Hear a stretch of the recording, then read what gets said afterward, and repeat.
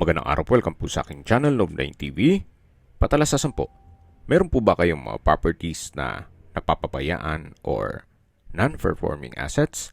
Plan nyo ibenta, pero wala kayong oras sa pagbenta nito. Kung ito'y pagkakatiwala nyo po sa amin, tawag lang po kayo sa aking numero, usap po tayo, gawin ko po ng video for free. Yes, libre po, wala po kayong babayaran. Tutulungan pa namin kayong mabenta ang inyong property. Kami na po bala sa marketing, sa boosting or paid ads. Even sa tripping, hindi na po kayo mapapagod sa pag-entertain ng mga buyers. Kami na po bala sa lahat. Tawag lang po kayo. Nandito po tayo ngayon sa Waterfun C5 Taguig kung saan meron po tayong bagong video presentation. Isang 2-story house and lot. May lot area po ito na 157 square meters at may floor area na 180 square meters. Ito po'y titulado, buhay po ang may-ari, kaya wala po kayong maging problema sa documentation o sa transfer ng title. Nasa mataas na lugar kaya flood-free area. Malapad po ang daan at ito'y nakabakod na. Napaganda po ng lokasyon, accessible ng public transportation, at malapit po sa palengke at iba pang business establishments. Mamaya po sa dulong parte ng video, pag-usapan natin ang distance, location at travel time. Ito po yung covered na garahe, nakakasya isang sasakyan. At sa harapan po ay meron pa pong setback na may garden set at pocket garden. May ilang mga ornamental plants na rin po. Kung mahilig po kayo sa halaman, meron na po kayong mga aalagaan. Yan po ulit yung garahe at ito naman po yung papunta sa main door. Naka-aluminum screen door at solid wood door. Ito po yung living area o salas.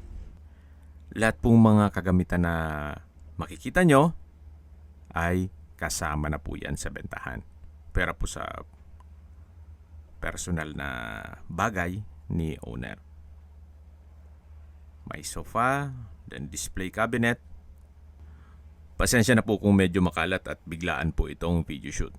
Ito po yung dining area. May dining set na rin siya, then chandelier, at meron pong glass window. Naka-marble flooring na rin po ito. At ito naman po yung formal kitchen. May kitchen countertop, may wall-mounted kitchen cabinet, at storage ng kitchen utensils. Ito pong gas range at range hood, kasi sabi nila kasama lahat malamang kasama po yan. At dito naman po yung service area na kung saan may kitchen countertop din po siya at sa dulo ay may access door na papunta sa likod ng bahay. So may setback po dito sa likod at dun sa harapan. May water tank na rin po in case ng water shortage at yun naman po ang daan papunta sa garahe. Balik po ulit tayo dito sa loob. Maisingit ko lang po ang reason for selling.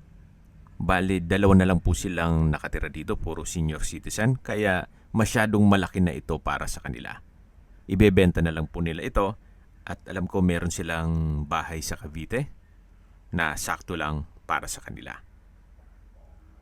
Ito naman po yung common toilet and bath. May hand wash basin, water closet with bidet, shower enclosure, naka-tile bathroom wall, at may bathroom window. Silipin po natin itong shower enclosure. Malaki naman po ang espasyo. At lalabas na po tayo para check natin yung ibang parte ng bahay. Paglabas nyo po ay yung dining area na may dining set. At sa gilid po ay may display cabinet At dito naman po ay yung first bedroom. Kung meron man po kayong PWD or senior citizen sa pamilya, itong kwarto na to ang para sa kanila. Malaki po ang espasyo, medyo makalat nga lang, may split type aircon, may customized glass window, tiled flooring, may wardrobe, at meron din po itong sariling toilet and bath na kung saan malaki din po ang espasyo nito. May hand wash basin, water closet, tiled bathroom wall, tissue holder, shower enclosure, may vanity mirror. So, kumpleto na rin po siya. Ito po yung master bedroom o first bedroom na may wardrobe, drawer and dresser, yung bed frame and mattress, pati itong cabinet, kasama na po yan. Nabasa po tayo. Yan po ulit yung living area. Then, yan po yung main door. At ito naman po yung hagdan. Ito po'y naka-concrete staircase, handrail at railing. May pebbles design din po. Akyat po tayo, samahan niyo po ako. At nandito na po tayo sa second floor. Ito po yung second bedroom. Malaki naman ang espasyo. Kaya nung nasabi ko, wala pong ganong nakatira dito. Kaya yung ibang kwarto ginawang stock room. May wardrobe, may customized glass window, tile flooring. At dito naman po yung family area. Ito po yung hallway. Then papasok po tayo dito sa third bedroom. Malaki din po ang espasyo nito. May wardrobe, customized glass windows. Then yung flooring po ay papalitan nyo ng tiles. So as is where is po tayo. What you see is what you get. Ganun din po sa flooring dito. Kaya please manage your expectation once na mag-tripping tayo. Na kung sakali man na may makita kayong mga papagawa, well, as is where is po. Kumbaga, kayo na balaan ito after na ma-purchase ng property o ma-acquire nyo ito. Ito po yung fourth bedroom na kung saan malaki naman ang espasyo nito. At nandito na po tayo sa family area na kung saan pwede pong gawing another bedroom na may access papunta sa balkonahe.